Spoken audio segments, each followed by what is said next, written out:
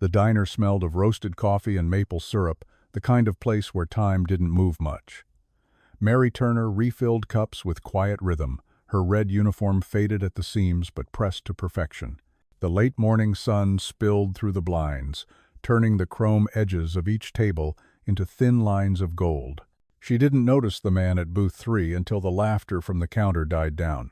He didn't belong here, that much was clear. His white shirt was crisp, his watch gleamed with an easy arrogance, and his smile carried the quiet power of someone who never had to wait for anything. He was looking at her with mild curiosity, as if she were part of a study. "Excuse me," he said. "Can I ask you something personal?" Mary hesitated, pot of coffee in hand. "Depends on the question." He leaned forward, elbows on the table, voice smooth and teasing. "What do you want most in life?" The diner went silent. Even the clink of a fork stopped. Mary blinked, unsure if she'd heard right. She saw his gold card resting beside his plate, the logo of a bank she'd never stepped foot in. For a second, she wanted to say what came to mind: enough money to fix the roof, to pay the bills piling beside her husband's medical forms. But something lighter slipped out instead. "A day off," she said, half smiling. "One where I don't dream about dishes or coffee refills." He chuckled, amused by her answer. "A day off? That's all?" She shrugged. "It's expensive to rest, sir." The sound of his laugh filled the diner again, rich and effortless. He pulled a black card from his wallet and slid it across the table like a magician revealing a trick. "Then take one, my treat." The room reacted before she did. A few regulars laughed out loud. Someone at the counter whispered, "Is he serious?" The cook peeked through the pass window, shaking his head. Mary crossed her arms, her lips pressing into a faint smile. "You can't buy rest with plastic, mister, but thanks for the joke." His grin softened into something else. Curiosity, maybe respect. "You'd be surprised what money can buy." She met his gaze, steady and unimpressed. "And you'd be surprised what it can't." For a moment, the air felt heavy, charged with something neither of them could name. Then the door chimed as another customer walked in, breaking the spell. Mary poured him a final refill and moved to the next table, her heart beating faster than she wanted to admit. He watched her go, thumb tracing the edge of the card he'd tried to give away. Behind that easy smile, something shifted, an old memory, or maybe a spark of shame. Outside, sunlight hit the diner window, reflecting the words painted in fading red, "Home of honest coffee." Inside, Mary Turner didn't know it yet, but her joke had already started to come true. The rest of Mary's shift passed in a blur of orders, laughter, and the low hum of the jukebox in the corner. She moved with practiced ease, balancing plates and conversations, but her thoughts kept circling back to that strange exchange at booth 3. People like him didn't wander into diners like this unless they were lost or looking for something they couldn't name. Still, she brushed it off. Men with watches worth more than her car had a habit of asking philosophical questions to make themselves feel generous. When she finally clocked out, the air outside felt heavy with rain. Her legs ached, her apron smelled faintly of syrup, and her wallet was light. Tips were slow today. As she waited for the bus, she caught her reflection in the diner's window. 56 years old, lines of fatigue around her eyes. A woman built from 1,000 small routines. She smiled wryly to herself. "A day off?" she murmured. "That'd be something." At home, the apartment was quiet except for the hum of the old refrigerator. Her husband, Frank, was asleep in his chair. Oxygen tube coiled like a silver thread across his lap. She kissed his forehead gently, replaced the near-empty tank with the spare, and turned off the flickering TV. Life had become a narrow hallway between duty and exhaustion, and yet she walked it without complaint. Because complaining didn't pay bills. Before bed, she checked her phone. No missed calls, no miracles. Just the same pile of digital bills and pharmacy reminders. She chuckled softly. "A day off," she whispered again, almost as if saying it might conjure it. Morning came too early. A knock at the door startled her 3 sharp raps that didn't sound like a neighbor. She pulled on her robe and opened it halfway.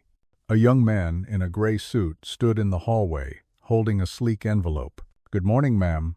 Delivery for Mrs. Mary Turner." She frowned. "From who?" He smiled politely. "Mr. Victor Hale." Her heart stuttered. "That's the man from yesterday?" "I wouldn't know, ma'am. I was just told to make sure this reached you personally." The envelope was heavy, embossed with a gold insignia. Inside was a glossy black card and a small folded note written in precise handwriting. "Your day off starts now. No strings attached. V.H." For a long time, Mary simply stared at it. The black card looked unreal, a prop from someone else's life. She laughed under her breath. "Oh, for heaven's sake, what is this, a prank?" She set it aside, poured herself coffee, and tried to shake off the unease. But curiosity gnawed at her. She called the customer service number printed on the back of the card. The automated voice greeted her by name before she even finished entering the code. "Good morning, Mrs. Turner. Your account has been activated." Her knees nearly gave out. "What account?" she demanded. The voice continued cheerfully. "A temporary account linked to your name. Balance, $100,000. Issued by Hale Foundation for Employee Relief." Mary hung up, heart pounding. It had to be a mistake. Or worse, a scam. She tried calling the diner, but the manager only sighed. "You won't believe it, Mary. The guy came back this morning. Said you'd be taking the day off. He paid for everyone's breakfast and told us to tell you to rest." She sat in stunned silence, coffee cooling beside her untouched. He'd meant it. The billionaire had actually meant it. By noon, the story had already reached half the neighborhood. Waitress granted a wish by billionaire customer. People dropped by the diner hoping to see her. Reporters left messages. Mary turned off her phone and walked instead out of the building, past the corner store, to the small park near the river. The autumn air was crisp, and for the first time in years, she noticed how bright the leaves looked against the gray sky. Children chased pigeons. A street musician played a tune she vaguely recognized. She sat on a bench, inhaling deeply.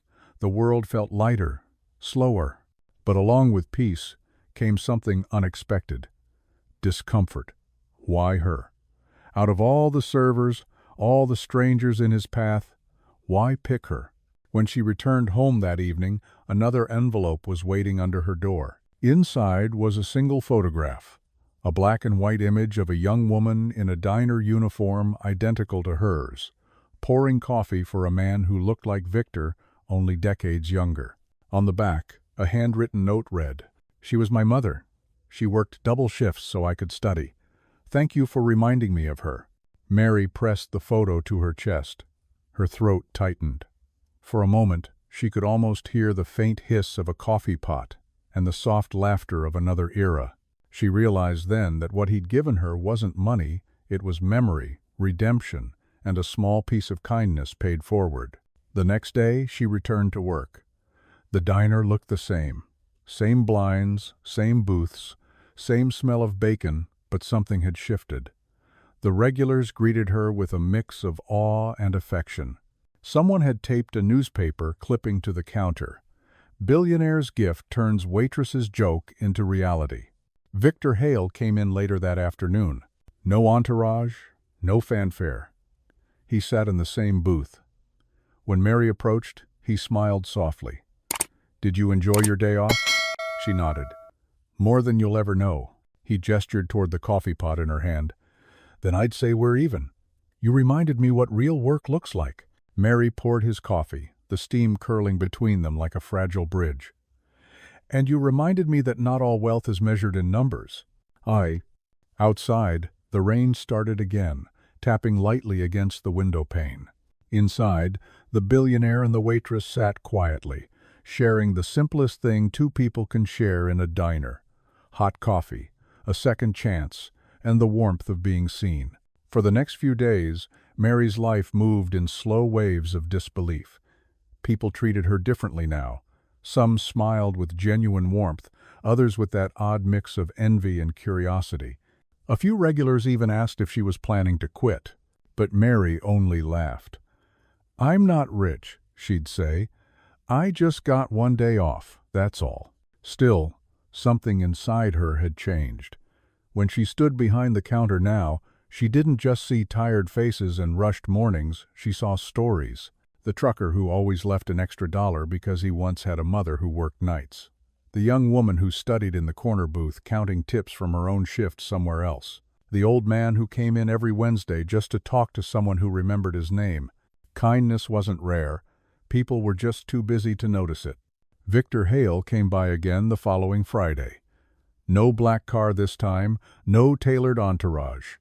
Just him, in a simple gray jacket that looked like it had seen more miles than meetings. Mary poured his coffee and leaned against the counter. "I didn't expect you to become a regular," she said. He smiled faintly. "It's the best coffee I've had in years." "Don't flatter me," she replied. "You can probably fly to Paris for breakfast." "I could," he said, "but I wouldn't hear this jukebox or the cook yelling at the grill. Money buys silence, not peace." His tone carried something heavier than charm. Mary studied his face. There was a new weariness around his eyes, a shadow that hadn't been there before. "You sound like a man who's learning something," she said softly. He met her gaze. "Maybe I am." "Ah." Their conversation became a quiet routine. Every few days he'd stop by, always at odd hours, always alone. Sometimes he'd talk about his mother, about how she worked at a diner much like this one before dying too young. Other times he'd just sit, listening to the clatter of plates, letting the noise fill the space where guilt had lived too long. Mary didn't ask for details. She didn't need them. People carried their confessions in the way they stirred their coffee. One afternoon, a news alert flashed across the diner TV. Hale Industries announces major wage reform for service staff across its franchises. The customers barely noticed, but Mary froze mid-step. She looked toward Victor's usual booth. It was empty, save for a folded newspaper and an envelope under his cup. Inside, she found a note. "You once said rest can't be bought. You were right. But fairness can be built. Thank you for reminding me how." Oh. Underneath the note was a check made out not to her, but to the local community fund that provided meals for out-of-work families. The amount made her hand tremble, enough to change lives, quietly, without headlines. Tears pricked her eyes. She didn't cry often. The world didn't usually give her permission. But that day she stepped into the staff room, sat on the edge of a stool, and let herself breathe. It wasn't about money anymore. It was about being seen by someone who'd once been too high up to look down. Weeks turned into months. Winter arrived, dusting the town in silver. Victor still visited, though less frequently. Each time, he'd sit in his favorite booth, order coffee, and ask how her husband was doing. He never mentioned the black card, never the headlines. It was as if they'd silently agreed that some gifts only make sense when left unspoken. One evening near Christmas, the diner was nearly empty. A soft snow fell outside, blanketing the parking lot in white. Mary was wiping down the counter when Victor walked in, shaking off the cold. He looked different, calmer, like a man who had finally made peace with something unseen. "I brought you something," he said, pulling out a small box. Mary frowned. "Victor, I told you." "It's not money." He pushed it toward her gently. Inside was a gold nameplate engraved with elegant lettering, "Mary's Place." Her throat tightened. "What is this?" He smiled. "A new sign. The diner's under new ownership. Yours." She stared at him, words stuck somewhere between shock and disbelief. "You bought the diner?" "No," he corrected softly. "I returned it. You've been running it for years anyway." Mary covered her mouth, overwhelmed. The weight of the moment pressed against her chest like both a blessing and a burden. "Why would you do this?" "Because every empire starts with someone like you," he said, "and because my mother would have wanted me to." For a long time, neither of them spoke. The only sound was the steady drip of the coffee machine and the whisper of snow against the glass. Finally, Mary reached across the counter and clasped his hand. "You know," she said, her voice thick but steady, "for a man who thinks money can't buy peace, You've done a pretty good job buying Grace." He chuckled quietly. "No, Mary, you earned it." "Oh." Outside, the sign flickered to life, its letters newly polished, its glow soft against the winter night. Inside, Mary poured 2 fresh cups of coffee, steam curling between them like the invisible thread of a story that had come full circle. Later, when she flipped the sign to closed, she stood for a moment at the door, watching Victor's car disappear down the snowy road. She felt neither small nor forgotten. Some wishes, she thought, aren't meant to change your life. They're meant to change your heart first. And in that quiet diner, with the smell of coffee and cinnamon still lingering in the air, Mary Turner finally took her second day off, earned not by luck but by grace. Spring arrived like a shy apology after a long gray winter. The snow melted into quiet puddles, and sunlight began to spill through the diner's windows again. The new sign, Mary's Place, gleamed faintly in the morning light, the gold letters catching every passerby's eye. Most people didn't know the full story behind it. They only knew the coffee tasted a little better now, and that the woman behind the counter smiled more often. Mary hadn't really changed her habits. She still opened the diner at 6 a.m., wiped every table before the first customer arrived, and brewed coffee strong enough to wake a dead man. But something inside her had shifted. She no longer felt invisible. She no longer moved through life as if she owed it an apology. Her husband, Frank, was doing better too.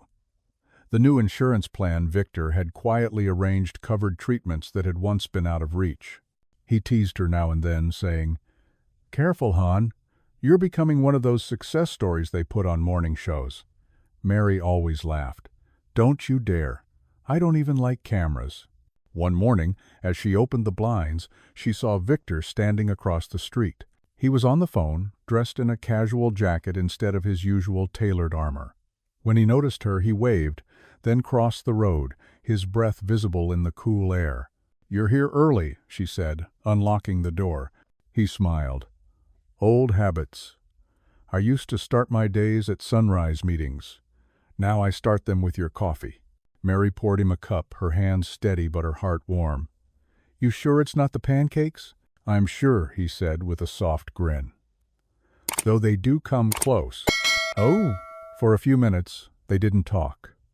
He watched her move, graceful and certain in her own space, while she studied him quietly, how his confidence seemed gentler now, his laughter easier. It was strange, she thought, how power could soften instead of harden once it found humility. "I've been thinking," Victor said finally, setting his cup down. "You remember that foundation I told you about? The one we used for the card? The Hale Foundation?" "Yes. I want to expand it. Not just relief checks or PR gestures. Real partnerships with small businesses, diners, places like this. You've built a community here, Mary. I want to help other places do the same." Mary leaned on the counter, thoughtful. "That's a nice idea, but don't make it sound like charity. People don't want to be saved. They just want a fair chance." "That's exactly why I came to you," he said. "You don't sugarcoat it." She smiled. "That's because I ran out of sugar long before I ran this place." He laughed, and the sound carried through the diner, blending with the faint hum of the jukebox. For the first time in years, the place didn't feel like work, it felt like home, and everyone who walked through the door felt it too. News began to spread slowly, not through headlines this time, but through stories whispered between towns. A diner in Queens where no one left hungry. A billionaire who showed up quietly to eat breakfast with truckers. A waitress turned owner who treated every customer like family. One afternoon, a young woman came in holding a small girl by the hand. She looked exhausted, eyes red from crying, clothes smelling faintly of engine oil. "I heard you're hiring," she said timidly. Mary glanced at the girl, maybe 6 years old, clutching a worn teddy bear. "Can you work mornings?" "Yes, ma'am." "Then welcome to Mary's Place." The woman blinked. "Just like that?" "Just like that," Mary said. "Someone once gave me a day off. The least I can do is give someone else a start." When Victor stopped by later, he noticed the new face and smiled knowingly. "Passing it on, huh?" "That's how kindness works," she said. "It's not a loan, it's a chain." He nodded slowly. his gaze drifting toward the little girl drawing on a napkin near the window. "You ever think about what might have happened if I hadn't walked in that day?" Mary chuckled. "You probably would have found some other diner, annoyed some other waitress, and learned the same lesson a little later." "Maybe," he admitted, "but I'm glad it was you." They talked until the afternoon light softened into amber, and the first rush of dinner customers began to trickle in. As Victor stood to leave, he paused at the door. "You were right, by the way." "About what?" "You can't buy rest with plastic." He smiled. "But you can earn peace if you listen long enough." Mary watched him step outside into the evening. The setting sun cast a golden hue over everything: the sidewalk, the passing cars, the new sign gleaming above the diner door. She thought about the black card still locked away in her drawer upstairs, untouched since the day she'd received it. Not as a trophy, but as a reminder. When the rush picked up, she grabbed an apron and joined her staff. The young mother struggled with the register, and Mary helped her count the change, patient and kind. Across the diner, the little girl offered her a drawing, a stick figure with gray hair holding a coffee pot, beside a tall man in a suit. "That's you," the girl said proudly. "And the nice man with the smile?" Mary's eyes softened. "You're a good artist, sweetheart." She pinned the drawing to the bulletin board behind the counter. For all her years of working in diners, she had never hung anything personal there before. But this picture, this one belonged. When closing time came, she stepped outside, locking the door behind her. The air smelled faintly of rain and coffee grounds. She looked up at the sign, once more Mary's Place, and whispered to the night, "A day off was all I wanted. But a life worth living, that's what I got." Somewhere in the distance, a car engine started. She didn't need to see it to know who it was. Victor Hale was still out there, still learning, still giving. And she was here, exactly where she was meant to be, serving coffee, offering warmth, and proving that sometimes a single sentence spoken in honesty can ripple through the world like sunlight on a diner window. Mary Turner smiled, turned off the neon lights, and let the door close softly behind her. The sign flickered once, steady and bright, as if the universe itself was nodding in quiet agreement. Summer rolled in hot and golden, the kind of heat that glued napkins to tables and made the air shimmer outside Mary's Place. Business was better than ever. Truckers stopped in for breakfast, families came for Sunday brunch, and tourists somehow had begun making detours just to visit the Miracle Diner. The story had taken on a life of its own, passed around in softened versions. A waitress who made a billionaire believe in kindness again. Mary never corrected them. Let people believe what they needed to. The truth, she thought, wasn't about the money or the black card, it was about being seen. One Saturday afternoon, she was polishing the counter when a sleek car pulled up outside. She recognized it instantly, though she hadn't seen it in months. Victor stepped out, sunglasses off, tie loose. He looked different, less like a businessman, more like a man who'd finally learned how to breathe. He pushed open the door, and the bell jingled. "You still working 7 days a week?" he asked, sliding into his usual booth. "Old habits," Mary said, pouring his coffee. "Besides, this place runs better when I'm here." He smiled, but there was a weariness beneath it. "You sound like my old self, before I learned that running faster doesn't mean living better." "Then you're still learning," she teased. He didn't argue. Instead, he pulled a folder from his briefcase and set it on the table. "I came to show you something." Inside were blueprints, simple buildings, each one labeled Hale Community Cafes. "We're opening 5 of them next year," he explained. "Staffed by locals, owned cooperatively. No franchises, no investors, just real people getting real pay." "Hell." Mary stared at the drawings. "You're turning my diner into a business model?" "I'm turning your kindness into one," he said softly. "You reminded me that work can have a soul. I want to make sure others find that too." She shook her head, smiling. "You're impossible." "I'm persistent." The door chimed again, and a young man entered, a delivery driver, dusty and tired. "Ma'am," he said shyly, "I just wanted to thank you. You hired my sister last month. She says it saved her life." "Oh." Mary's heart swelled. She saved her own life, she said. We just gave her a place to start. The driver nodded and left, the bell tinkling behind him. Victor watched the exchange quietly. You see, he said, that's what I mean. It's not charity, it's chain reaction. Mary turned back to him. And what about you, Victor? What's your next step?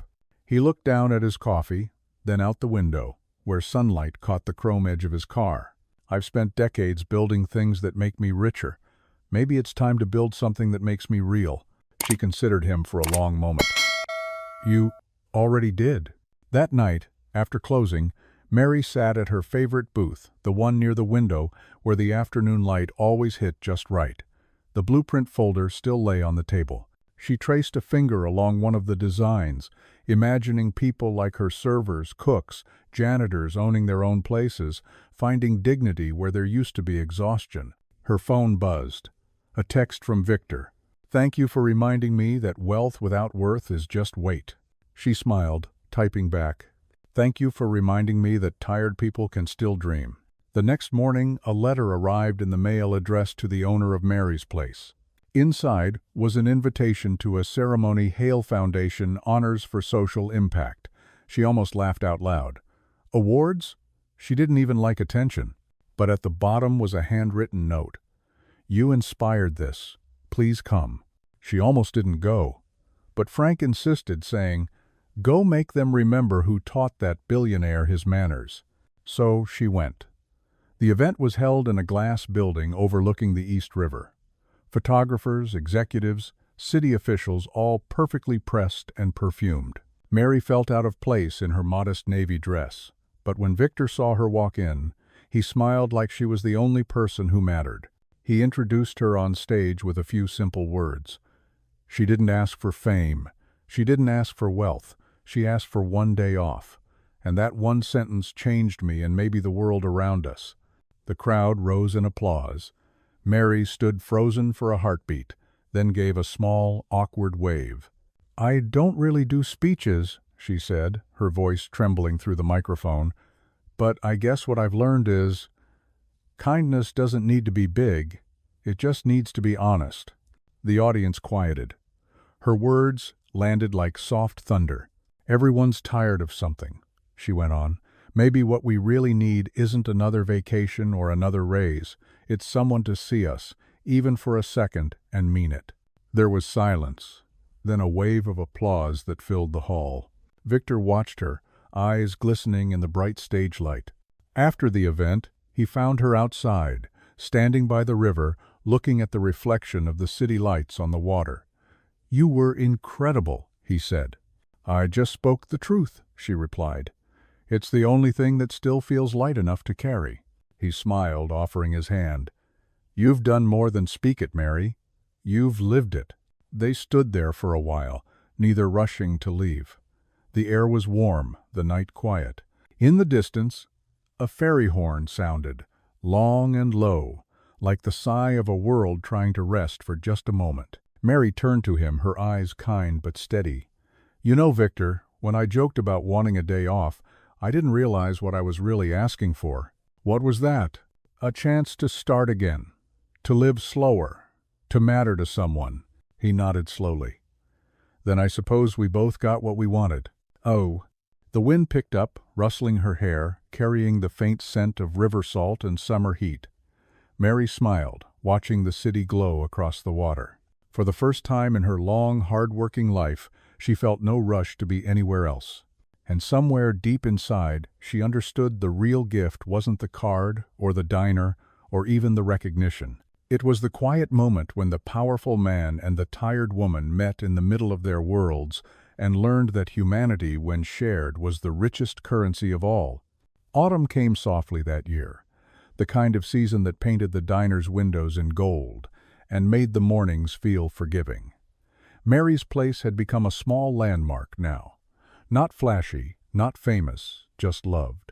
The walls carried the scent of cinnamon and coffee, and there was always laughter spilling out the door. People came not because it was a miracle diner, but because they said it felt human. Mary had learned to slow down. The rush she once thought kept her alive now seemed unnecessary. She took breaks, went home before sunset, even planted a small herb garden behind the diner.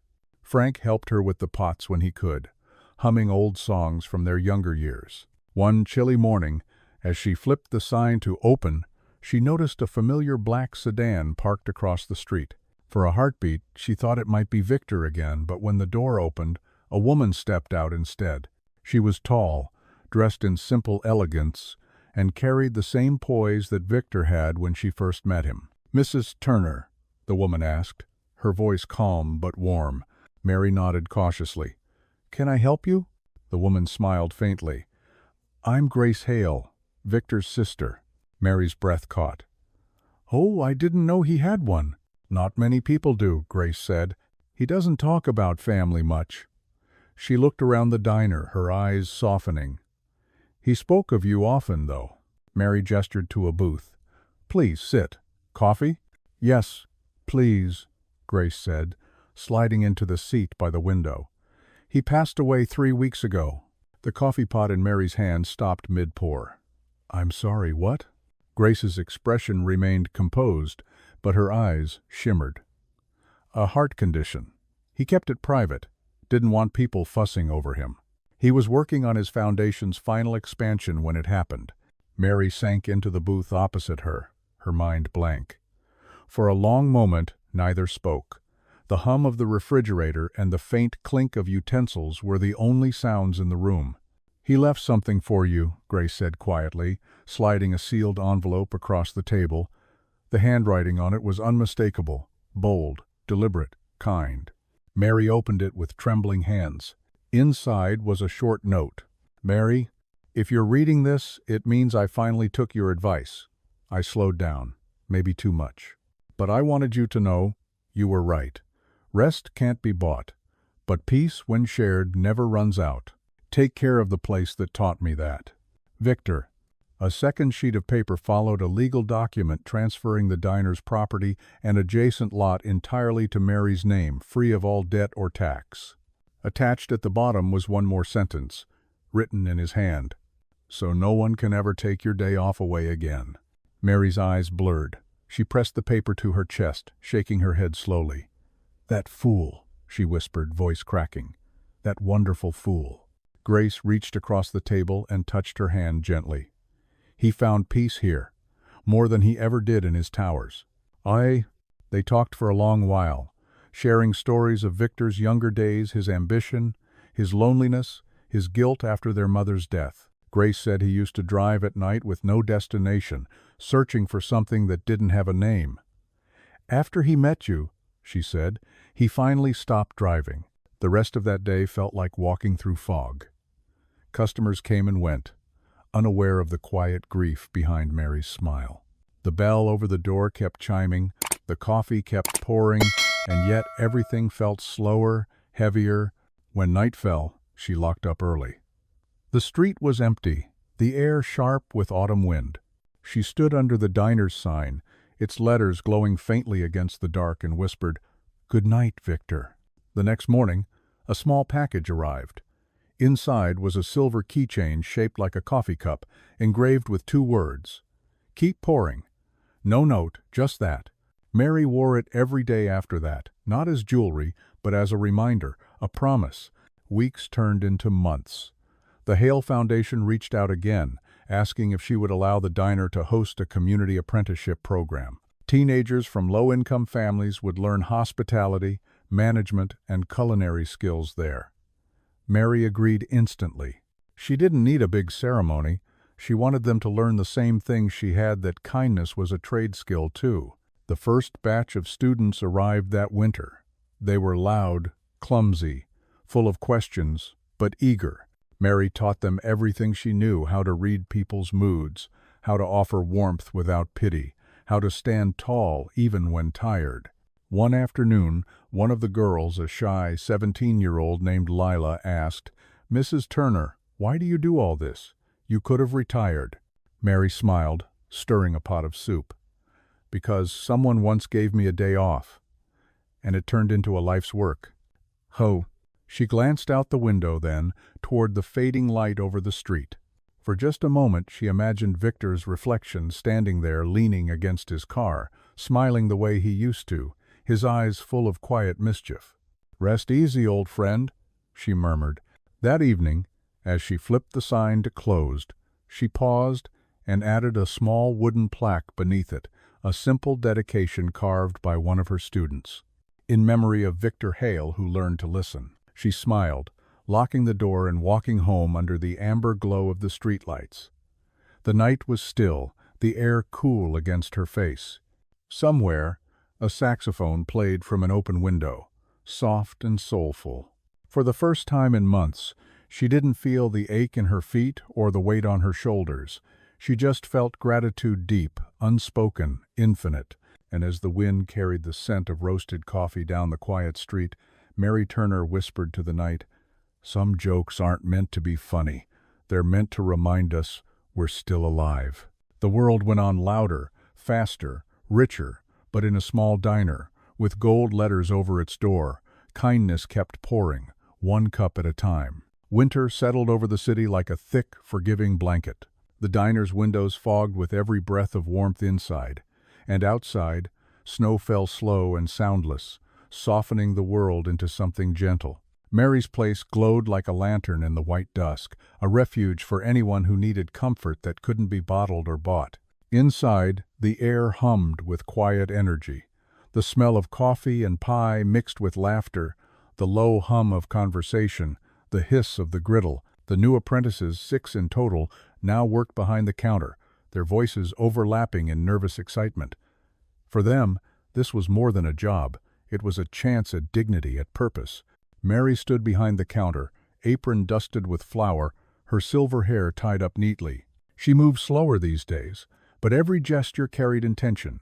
A tilt of the pot, a nod of approval, a word of praise that always landed exactly where it was needed. "Table 3 needs refills," she said softly, and 2 of the teens rushed forward, nearly tripping over each other in their eagerness. She chuckled, shaking her head. "Careful. Coffee first, panic second." A voice came from behind her. "Still running the place like a general, huh?" Mary turned, startled, then smiled. It was Grace Hale, Victor's sister. She hadn't seen her since the day she delivered that envelope months ago. Grace looked different now, more at ease, less composed in the deliberate way of people who've stopped trying to impress grief. "Grace," Mary said warmly, wiping her hands on her apron. "You didn't tell me you were coming." "I didn't want to give you time to say no." Mary laughed. "Fair enough. Coffee?" "Always." They sat in Victor's old booth by the window. Snow piled up outside, muting the noise of the street. Grace took a sip and smiled. "Still perfect." It's just diner coffee," Mary said. "Maybe. But he used to say it was the only kind that told the truth." Mary's smile faltered for a second, her chest tightening. He did have a way of saying things like that. Grace reached into her coat and pulled out a folder. "I wanted to show you something. The Foundation's expanding again. We're naming a new program after him, the Hale Fellowship for Working Women. It'll fund small businesses like yours across the country. I was hoping you'd agree to be our first mentor." Mary blinked, unsure what to say. "Me? Grace, I barely know how to use the internet. You want me mentoring business owners?" Grace's laugh was soft. "You've done more for people in this one diner than most executives do in a lifetime. You've taught self-worth, discipline, and kindness. That's management, Mary, just with more heart." Mary looked around the diner. The apprentices were cleaning up the counter, wiping surfaces, giggling at something one of them had said. For the first time in her life, she saw not just work, but legacy. "All right," she said finally. "I'll do it, but I'm warning you I don't like boardrooms." "Don't worry," Grace said. "We're moving them to diners." They both laughed, and for a moment it felt as though Victor was sitting there with them, grinning at the joke. Later that evening, after Grace left, Mary lingered by the window, watching the snow swirl under the streetlights. The streets were nearly empty except for a young man walking slowly, a duffel bag slung over his shoulder. He stopped in front of the diner, hesitated, then opened the door. "Evening," he said softly, brushing snow from his jacket. "You still serving?" "Always," Mary said, her voice warm. "Grab a seat." "Oh." He sat down, eyes darting to the framed photos on the wall, pictures of smiling customers, newspaper clippings, and in the center, a black and white image of Victor Hale, shaking hands with Mary under the diner's new sign. "You knew him?" the young man asked quietly. "I did," Mary replied, pouring coffee into his cup. "He was a good man, once he remembered how to be one." The boy nodded, his expression unreadable. "He was my father." Mary froze. The sound of the coffee pot clicking back into place seemed too loud in the silence that followed. "You're Victor's son?" He nodded. "My name's Daniel. I didn't come to make a scene or ask for anything. I just wanted to see this place. He wrote about it, said it reminded him of what mattered." Mary's throat tightened. "He never mentioned you." Daniel smiled faintly. "We weren't close. Too many years of silence. But after he passed, I found letters. One was addressed to me, the other to you. He said if I ever felt lost, I'd find part of him here." Mary's eyes stung, but she held herself steady. He wasn't wrong. They talked for hours about Victor's habits, his restlessness, his regrets. Daniel listened to her stories the way people listen to family they wish they'd known. When she told him about the black card and the note, his eyes glistened. "That sounds like him." Grand gestures to hide a fragile heart. When he finally stood to leave, he pulled something from his pocket, a small silver watch, slightly scratched, its back engraved with the initials VH. "He wanted you to have this," Daniel said. "Said you'd understand what time means better than he ever did." Mary accepted it with trembling hands. The metal was warm from his palm, familiar and heavy. "Thank you, Daniel." He nodded, pulling up his hood before stepping into the snow. "Thank you for reminding him who he was." The bell jingled as the door closed behind him. Mary stood there for a long time, the ticking of the watch faint beneath the hum of the diner lights. She glanced up at the window and saw her own reflection, older, yes, but strong. Behind her, the apprentices were laughing, wiping down the counter, building a future that had started with one small joke. Mary turned the watch over in her hand, smiled, and slipped it into her apron pocket. "All right, kids," she called out. "Let's finish up. The world doesn't rest, but we can." They grinned and got back to work, and as Mary poured the last cup of coffee for the night, she whispered to the empty booth by the window, "See, Victor? You're still paying it forward." Outside, the snow kept falling, silent and unhurried, blanketing the city in a kind of peace that money couldn't touch. And inside Mary's place, the warmth never dimmed. It lived in every refill, every smile, every person who walked through the door carrying a little bit of faith in something good. By the time spring returned, the city had changed, or maybe it was Mary who had. The diner's sign gleamed against the morning sky, and beneath it new flowers bloomed in the small planter box she'd built with her apprentices. They'd painted it bright yellow, the color of sunrise. "So it feels like hope," one of them had said. Mary had just smiled. Mary's place wasn't just a diner anymore. It had become a sanctuary, part cafe, part classroom, part second chance.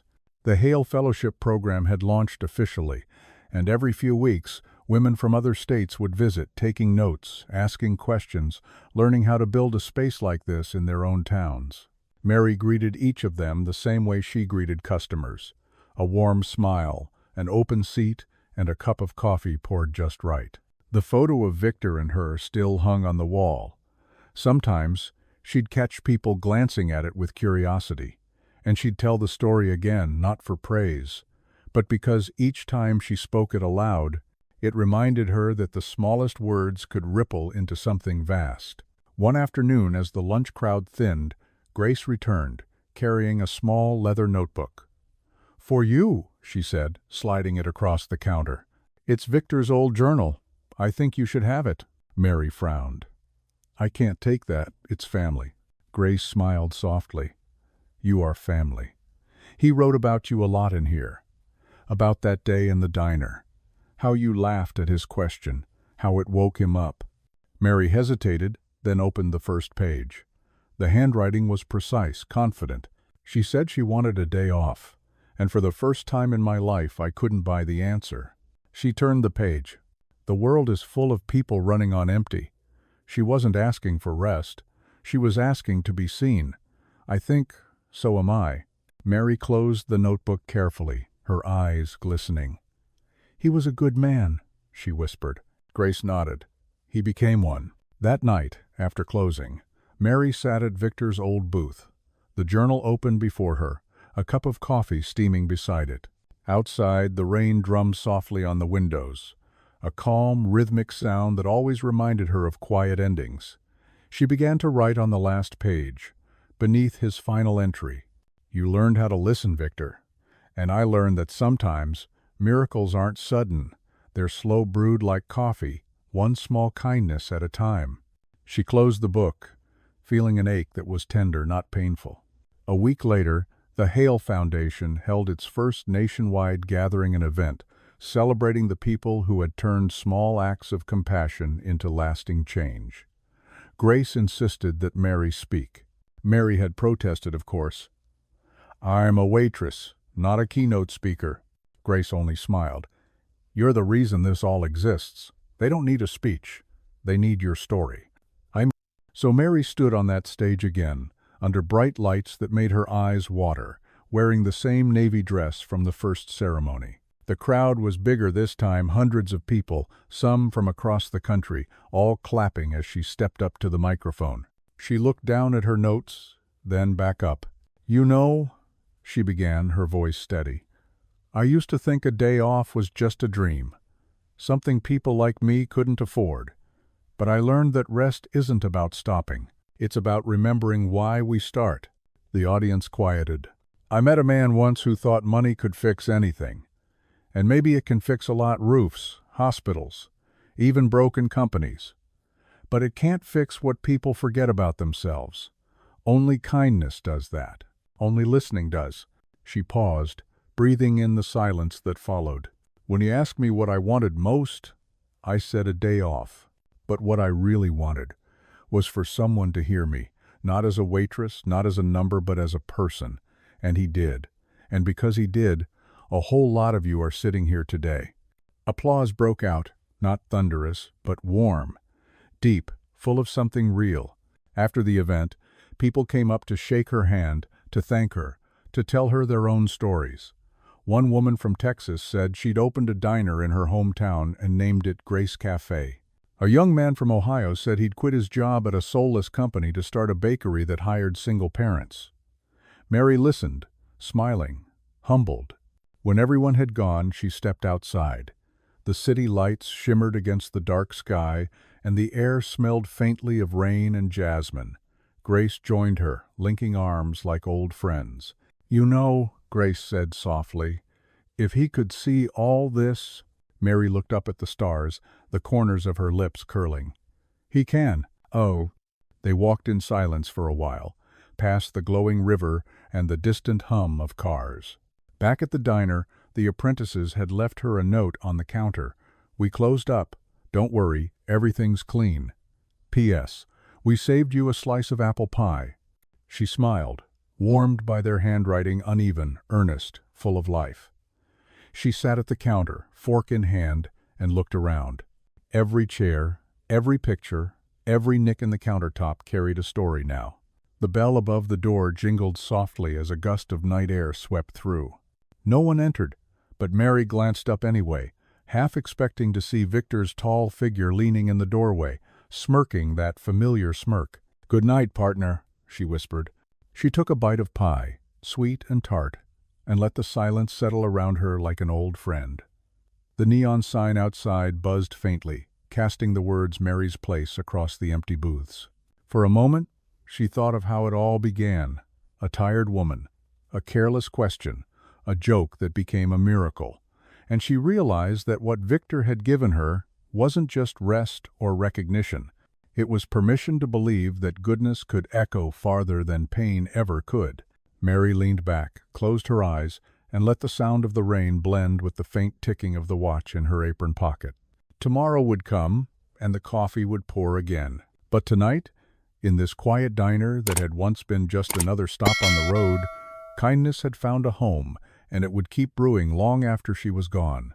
The following year, Mary's place celebrated its 10th anniversary under her name. The sign had faded a little from the sun, and the chrome edges of the counter bore fine scratches from years of use, but the place had never looked more alive. A bell over the door still chimed every time someone entered, and the scent of pancakes and fresh coffee still wrapped the room like a familiar hug. That morning, the diner was buzzing with energy.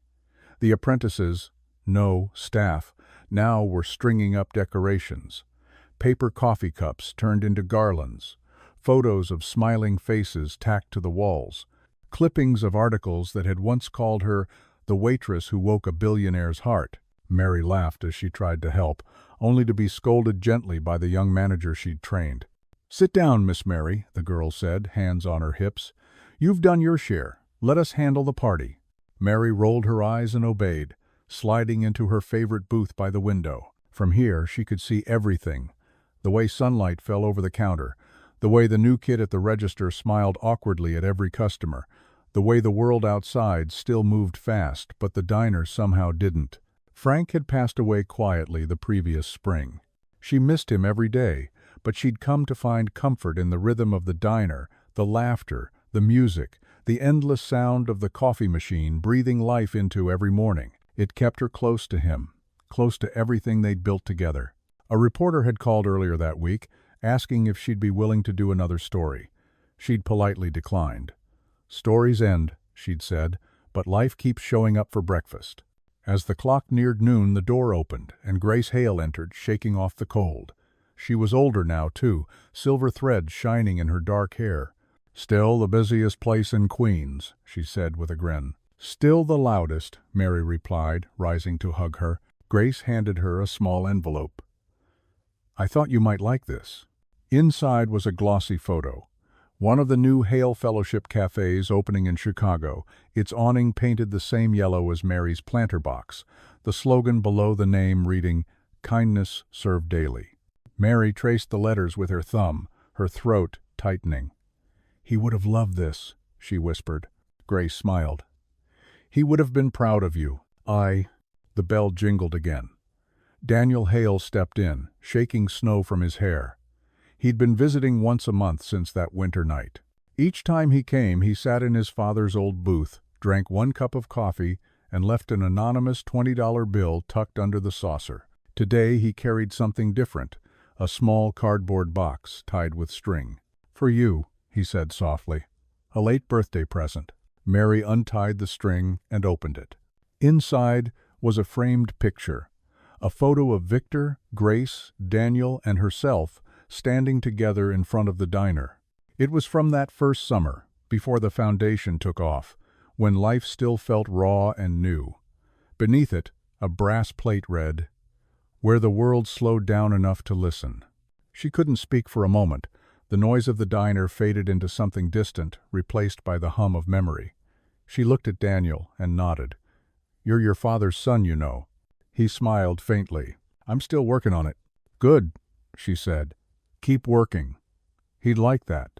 The staff gathered around then, clapping and cheering as the first customers of the celebration arrived. Families, regulars, strangers who'd driven miles, just to sit where it all began. There was a moment of chaos as someone dropped a tray, laughter rippled through the air, and the jukebox, miraculously still functional, started playing an old Sinatra tune. Mary watched it all, feeling her heart expand with quiet joy. She'd once thought her life would end behind a counter, just another tired woman forgotten by the rush of the world. But here she was, surrounded by people who carried her lessons like lanterns into their own corners of life. As the afternoon wore on, Grace stood to make a toast. She raised a coffee cup, never champagne, never wine, because in Mary's place, the only thing worth toasting with was something that smelled like home. "To the woman who taught us that kindness isn't weakness," she said. "To the waitress who showed us how to stop running. To the one who proved that a single day off could change the world." Everyone clinked their mugs together, and laughter filled the diner. Mary wiped a tear from her cheek, shaking her head. "You make me sound like a saint. I just poured coffee." Daniel grinned. "You poured a lot more than that." As evening settled in, the crowd thinned. The garlands drooped a little, and the last customers lingered over dessert. Mary stepped outside to catch a breath. The sky was deep purple, the city humming softly around her. The golden letters above the door glowed against the dark. She leaned against the brick wall, her hand brushing the silver watch in her pocket, the one Victor's son had given her. It ticked steadily, the rhythm of a promise kept. A soft breeze stirred the air, carrying with it the faint scent of coffee and rain.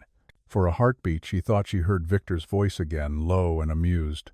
"Still working, Mary?" She smiled to the empty street. "Always, Victor, but on my own time." When she went back inside, the diner was quiet. The apprentices were cleaning up, chatting softly. She took the framed photo and hung it near the register, where every customer would see it. Then she turned off the neon sign, leaving only the glow of the counter lights. Before locking the door, she whispered a small prayer, not the formal kind, just a thank you spoken into the still air. Thank you for the day off that turned into a lifetime. Thank you for the man who learned to listen. Thank you for the peace that stayed. Outside, the snow began to fall again, gentle as dust. Inside, the last curl of steam rose from the coffee pot, twisting toward the ceiling before disappearing. And in that quiet moment, Mary Turner smiled, the kind of smile that comes from knowing you've already lived your miracle, and all that's left to do now is keep it warm. The next morning dawned in soft gold. The city moved lazily beneath a blanket of mist, and Mary's place came alive one more time. The diner had survived another year, another winter, another storm, and somehow, so had Mary. She'd turned 71 that spring, though she still insisted she felt barely 60. Her body argued otherwise, but her spirit remained light, resilient, like the flicker of neon that refused to burn out. The bell above the door chimed as she entered, flicking on the lights with a satisfying hum. The familiar glow spilled across the checkered floor, the chrome counters, and the black and white photos lining the walls. She still opened the diner herself each morning, even when her staff insisted on doing it for her. "You can't start a day right without hearing a coffee pot breathe," she'd tell them. She tied her apron, adjusted the Mary's Place name tag, and looked around. The clock on the wall ticked steadily, the same clock that had been there since her first shift decades ago. It no longer kept perfect time, but she never fixed it. "It's earned the right to be late," she liked to say. By 7, the morning crowd began to drift in. Construction workers, nurses, teachers, a mailman she'd known for 20 years. They filled the booths with chatter and laughter, and soon the diner buzzed with that perfect, familiar chaos. A young apprentice Tyler came rushing from the kitchen with a stack of pancakes that leaned dangerously to one side. "Miss Mary, someone left this for you on the counter." He handed her a small brown envelope with her name written in neat handwriting. There was no return address. Inside was a folded letter and an old photo, one she'd never seen before. It showed a much younger Victor, maybe in his 20s, sitting in a modest diner much like hers, laughing with an older waitress who looked strikingly similar to Mary. On the back was written, "Before I forgot where I came from." The letter beneath it was brief. "Mary, I once thought success was about building towers. You showed me it was about holding doors open. If you're still pouring coffee, then I know the world's still okay. Victor." Her throat tightened, the edges of the letter trembling slightly in her hands. She stared at the photo, realizing it must have been one his sister or son had found among his belongings, a piece of him he'd meant for her but never sent. She tucked the picture beside the register, next to the one of them taken years ago. Then she turned to Tyler and smiled. "Pour the rest of that batter slow, kid. Pancakes, like people, rise better when you're patient." By mid-morning, Grace arrived for their weekly coffee. They had fallen into a quiet ritual, one pot of black coffee shared across the same booth every Thursday. No business talk, no foundation updates, just stories and the soft comfort of remembering. "You're still working too much," Grace said, stirring her cup. "I'm not working," Mary replied. "I'm living. There's a difference." Grace smiled. "You sound like him." Good," Mary said, her eyes twinkling. "Means I listened." They talked about the apprentices, the fellowship, the latest cafe opening in Seattle.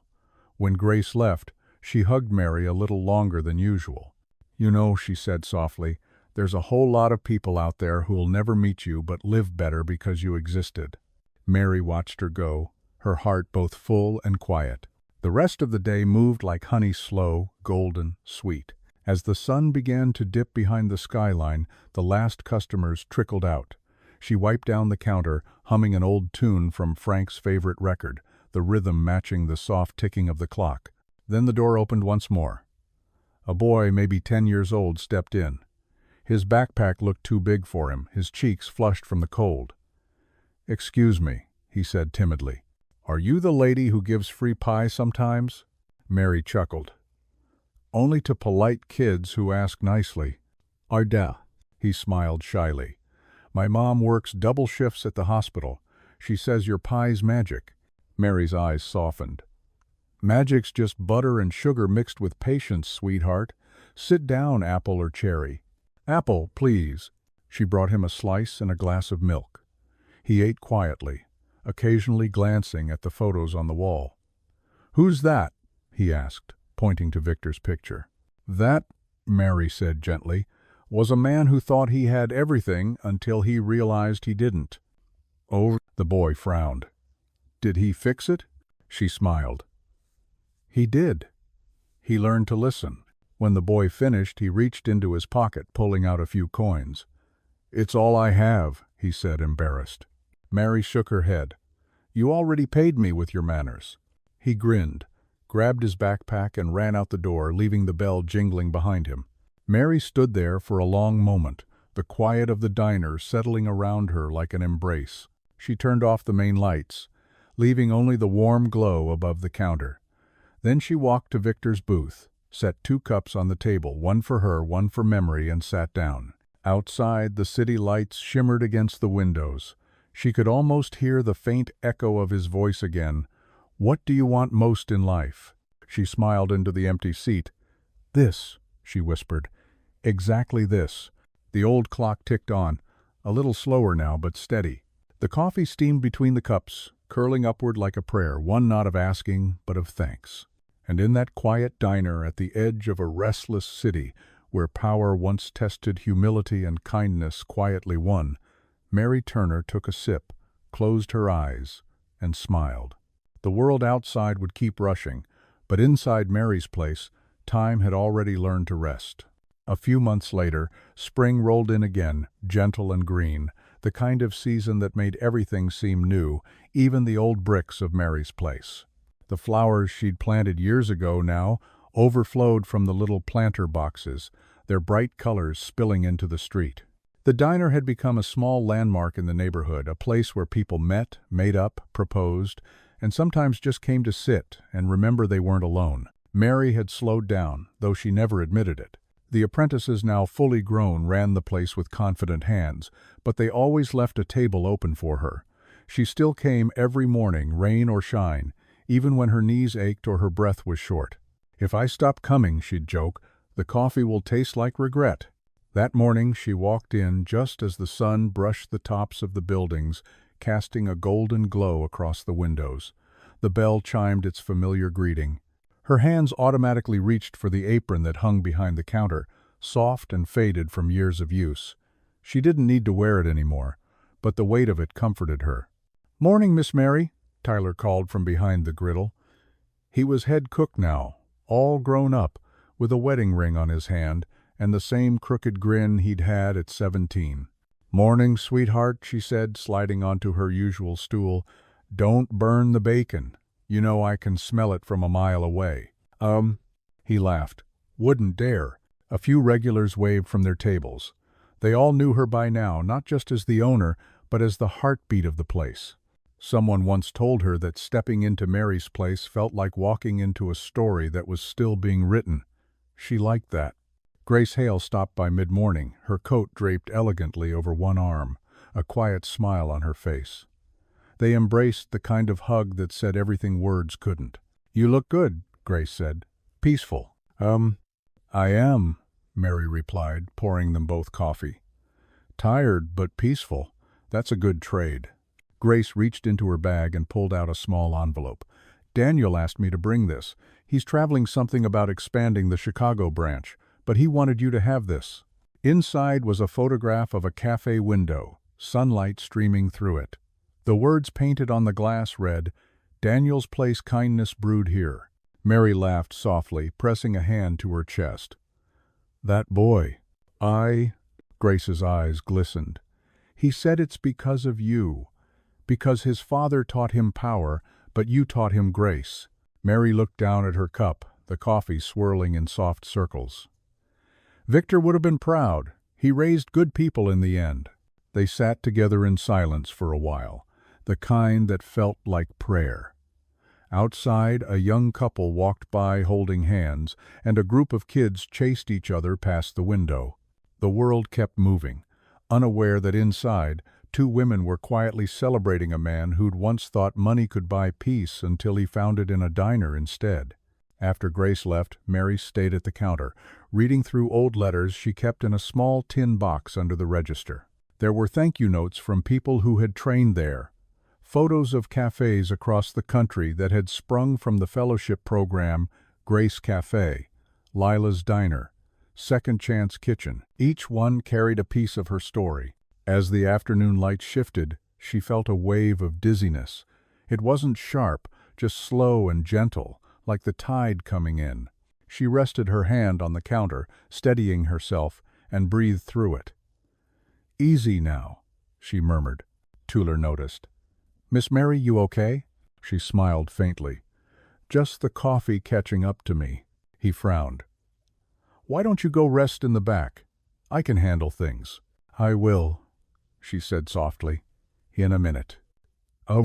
When he turned away, she looked around one more time at the worn booths, the glimmer of sunlight on chrome, the laughter drifting from the kitchen. Every sound felt like a goodbye she wasn't ready to say, but one she'd earned. She reached into her apron and pulled out the old silver watch. The ticking was softer now, but still steady. "Still on time, huh?" she whispered. As the day wound down, she wrote a short note on the back of a napkin and tucked it under Victor's photo. "You asked me once what I wanted most. I thought it was rest. Turns out, it was this a life that mattered quietly." When evening came, she left the diner to her staff, trusting them as she always had. The city was glowing with twilight as she walked home, her pace slow but sure. People nodded to her along the way. A barista, a police officer, a woman pushing a stroller, all faces she'd seen before, all touched somehow by the warmth of that little diner on the corner. At home, she placed the photo of Daniel's cafe beside the one of Victor and her.